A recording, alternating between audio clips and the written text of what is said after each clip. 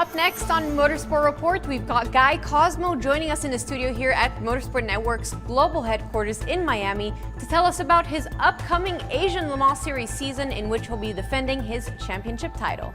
Well, Guy, thank you so much for joining us here on Motorsport Report in our studio in Miami.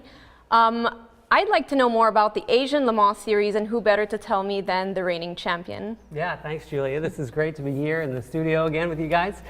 It's the Asian Le Mans Series. It's a fantastic championship. It has grown significantly over the past number of years. Cyril Tesh from the ACO, who is in charge of the series, has been doing a phenomenal job with it, and it's gotten very competitive. It's 4 races in what is normally the off-season here in the United States and most of the other championships worldwide, so it fits in perfectly. And the beauty behind it is it's great locations, it's great competition. They're all FIA, F1 grade circuits, which is phenomenal, and they offer these auto entries to Le Mans for the champions of each category. So when you're looking to go to Le Mans 24-hour for the following season, you've now got an opportunity in what would normally be an off-season to earn an auto invite to Le Mans, which is... And how many categories are there? Just like they have in the European Le Mans Series, it's LMP2, LMP3, and GT, although they do allow a few other GT categories to fall within that, if it's GT3 or GT-LM. The prototype categories have typically been a little bit stronger for the series in Asia, but there's been more and more interest in GT, so we'll see how that evolves. Okay, and are you and Patrick are joining United Autosports for the upcoming season. Are you the only American in the series? Yeah, Patrick Byrne and I raced last year. We had a wonderful time. We're signed up to go back and defend our LMP3 title. We are going to join United Autosports. We did run the championship with Jackie Chan DC Racing last year, and we had a phenomenal experience with them. They're primarily focused on their LMP2 programs, and as you know, they won at Le Mans, and they took a double overall podium. This year they didn't quite have the same luck, but we had the opportunity to join United, who Patrick and I have raced with in the past, and we just felt it was going to be a great fit for us this winter. And what plays into consideration? What are the factors that you consider, leaving a team, going to another one? I mean, you obviously had experience with the people at United Autosports, but what are the most important factors that you take into consideration in making that decision? Well, we have a lot of friends worldwide in racing, and it's nice because we have these great relationships with all these different teams and the personnel that make up these organizations. So, we really loved our time with DC Racing. And not really any decision outside of the fact that we thought that maybe this time it would be a little bit of a better fit considering the other race events we're working on. The opportunity to fit in, Jackie Chan DC Racing is very focused on their WEC program. Of course, they're focused on their Asian Le Mans program as well, but the ability to advance within a team, I think United does offer a lot of varied opportunities with the different championships that they run in both P3 and in P2. Whereas, Patrick and I, we're not ready for a WEC program. They're huge budgets, enormous time commitment. The way that racing fits in with our lives and my existing racing commitments, Patrick's existing racing commitments. So, we just saw the opportunity to go with another very familiar and successful organization that we've worked with in the past, and we thought that it was going to be the proper move and environment for us at this time. So tell me a little bit about how the preparations are going for the first round, which is coming up in November in Shanghai. Yeah, so of the events that we ran last year, the first race of the season was Zhuhai in China. Now that they've replaced that with Shanghai, this is a circuit that I haven't been to, Patrick hasn't been to it, and our third teammate who's joining us, Salih Yoluk from Turkey, he's currently running WEC. He's got a race in the WEC series in GTLM the week before the Asian Le Mans series begins. So he's going to get some on-track experience, which will be fantastic. Patrick and I are going to spend a lot of time on the simulator. Whether it's through iRacing or at our friends at GPX Lab, we're going to spend as much time on the simulator as we can. Obviously, fitness, we're going to arrive plenty of time in advance to adjust to the time zone, since it is a 12 and 13-hour time difference for us when we get over there, and just do what we can to get ready. It's all psychological. You've got to be prepped and ready, but you just internally have to be prepared in your head as much as you have to be prepared physically. So it's a matter of doing the due diligence, watching lots of video, looking at data from previous races there, getting on the simulator, and just familiarizing yourself as much as you can. Nothing replaces actual time in the car, and the first time you drive a racetrack, no matter how much you drove it in a simulator, it still feels like a brand new place, but subconsciously you know what's happening, and then you're just kind of adapting to the reality of the car around the circuit. You know, the braking forces, the grip levels, where you can get the car to transition from left to right in places that maybe were easier on the simulator than they are in real life. So you eliminate as many of those variables as possible, and then you get there and you get to work. Tell us a bit about the audience of the Asian Le Mans series, and do you think it could appeal to a wider American audience as well? I really think so. They've had a huge increase in their visibility between race attendance, media throughout China and the rest of Asia. They've got a massive partner in Tencent, who is a media and communications conglomerate down there, and they are ramping up the broadcast coverage, the web coverage, the online streaming, all of these things, specifically for China and other parts of the series with the different countries down there.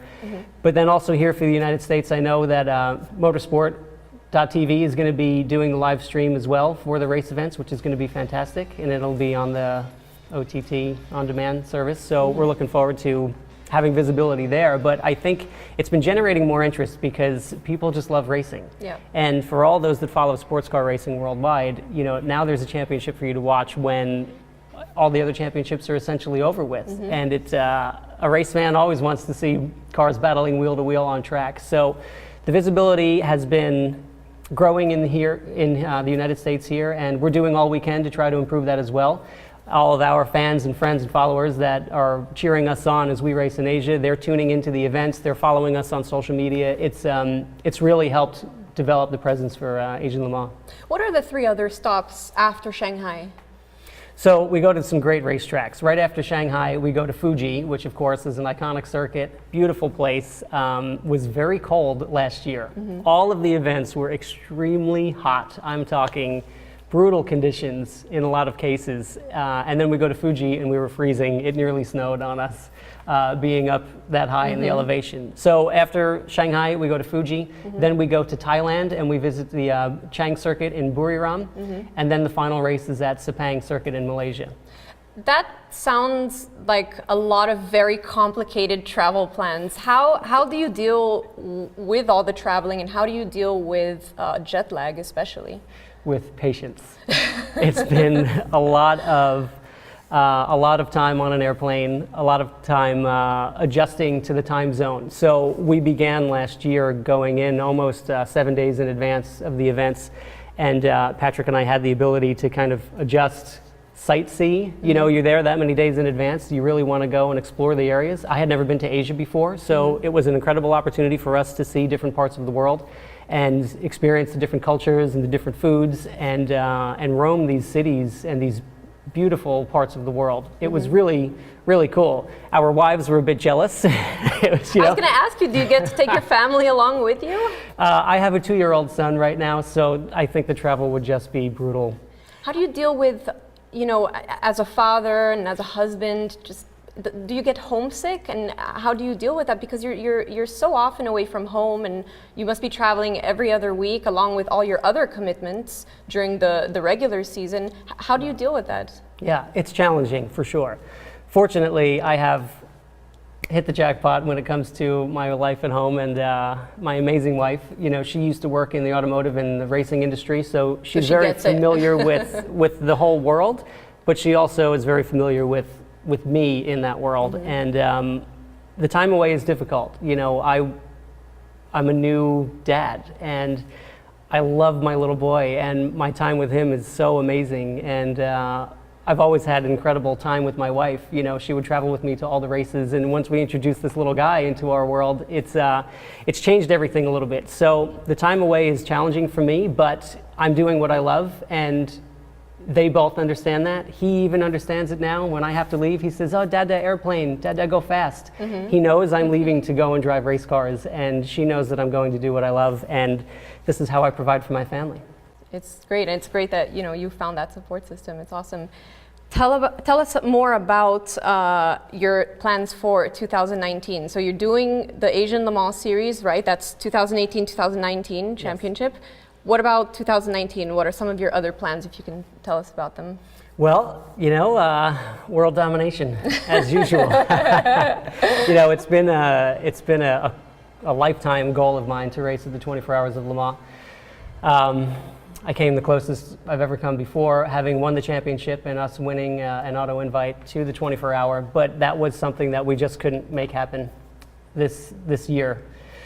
Again, from budget standpoints and an opportunity and just running out of time to try to put all of that together. So it's always on my list to do anything and everything I can to find a seat or earn a drive at the 24-hour of Le Mans. But we'll see, if we win the championship in Asia again this winter, that's really going to up our chances of being able to do that. And I would say that would be a primary focus for both Patrick and I. If we can do that, then I think we would take a lot of the resources and effort that we would put into a 2019 season and try to put it towards Le Mans. I've been racing in the Continental Tire Series for Team TGM and racing in a Mercedes GT4, and we've had a great season. Ted and I have had some bad luck and some races that we didn't finish, and we're out of the points, but our sister car is winning that championship, and we've got one race left this season before the title is clinched for them, so we have a lot of effort going into that. I'm not confirmed to be back with TGM for next season, but as I've been with them for the past couple of seasons, it's probably an option for me, and I would look forward to taking that if that arose. But nothing's confirmed for me yet. I've always had these ambitions to just stay at the top levels of sports car racing. I've always wanted to race in Europe. I would love to race in WEC. I spent so many years in the American Le Mans Series and Grand Am racing in the top categories there. I'd love to be back in the WeatherTech Series, but at the moment, nothing is confirmed, and I have some solid irons in the fire, but first and foremost is to just focus on the task at hand. Going back to Asia and defending a championship is a new position to be in.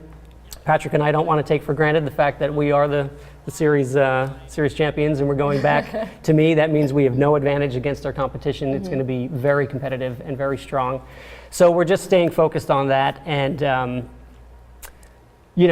we'll see what falls into place for me for next season, but I tend to stay at a racetrack very often, and I'm sure that will continue.